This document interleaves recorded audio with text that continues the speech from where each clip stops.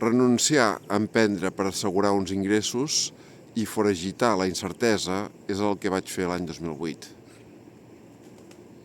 El risc és menor, la certesa és quasi absoluta, perquè saps quants diners cobraràs cada mes. Però, en canvi, no podré emprendre mai. Però es mitiga el risc de perdre eventuals guanys, en favor d'una estabilitat econòmica curta, però segura.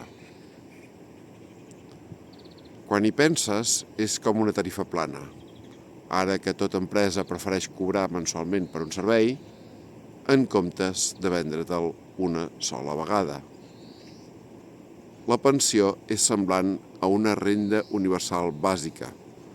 Només has de reconèixer que tens una malaltia que no existeix, però la psiquiatria te l'otorga perquè no alteris la productivitat del sistema.